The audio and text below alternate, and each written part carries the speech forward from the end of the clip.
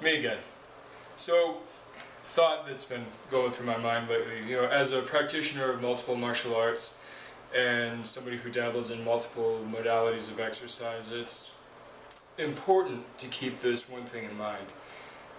It's not the technique that's important. You see, techniques are like mathematical formulas.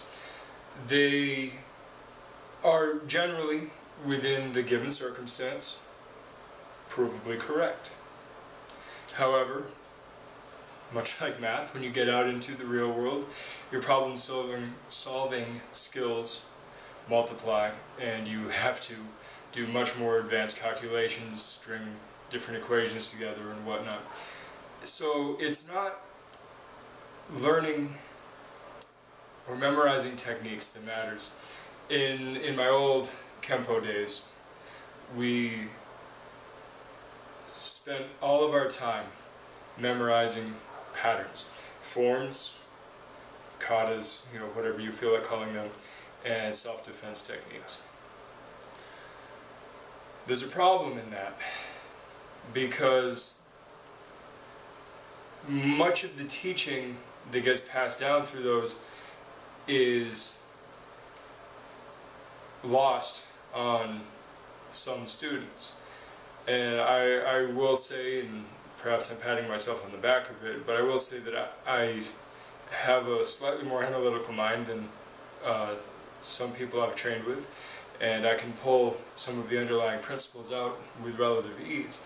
However, there are plenty of people I've trained with who have far surpassed me in this ability, and the majority of people I've trained with,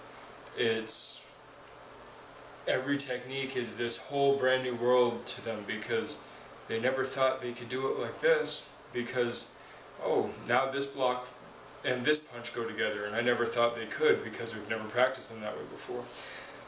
Well,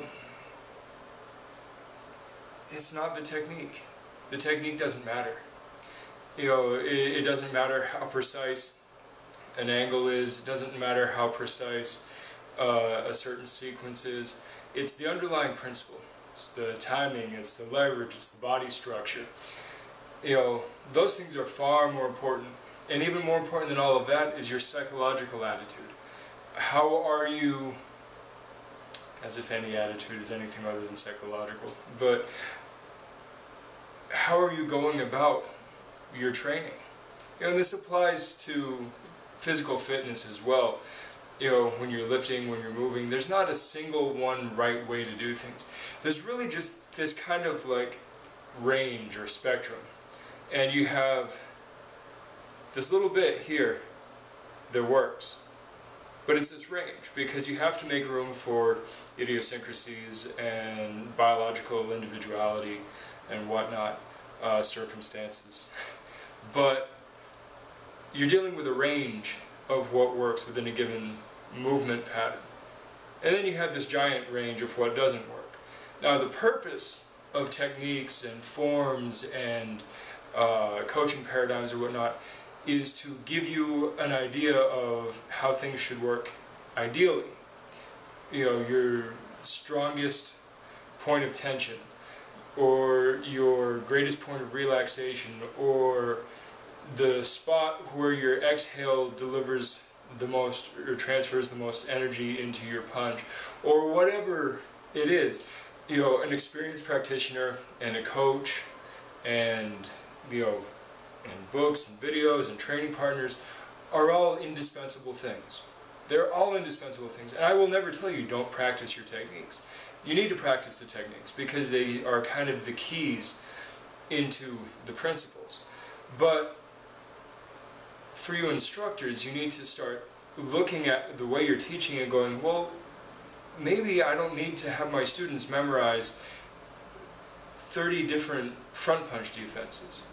Maybe I just need to have them memorize the movement patterns associated with defending against a front punch.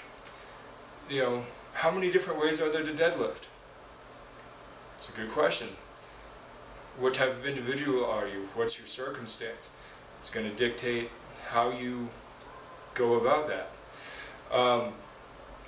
There are just a million ways to do anything. And like I said, it's a range of correct. There is not one precise, this is correct. It's not black and white. It's just this kind of grayscale. And I don't know what the perfect gray would be or anything like that, but you have this range that's kind of the sweet spot. It's what works for you. It's what you make work in the circumstances according to your psychological type and physical type and the circumstances. It really is all about you, the individual. So take this to heart and start, when you look at your training, whether you're doing wild man movement out in the jungles, whether you're doing box gym lifting, whether you're doing martial arts training, jiu-jitsu practice, boxing practice, kempo practice, Wing Chun practice, stop looking at the techniques and start thinking about what's going on with my body, and more importantly, what's going on with my mind. Is this working for me? If it's not working for me, what do I need to adjust? If I can't figure it out, let me go ask somebody who's got some experience. And then just let it evolve. Let it evolve. Let yourself evolve. Till next time, good journey.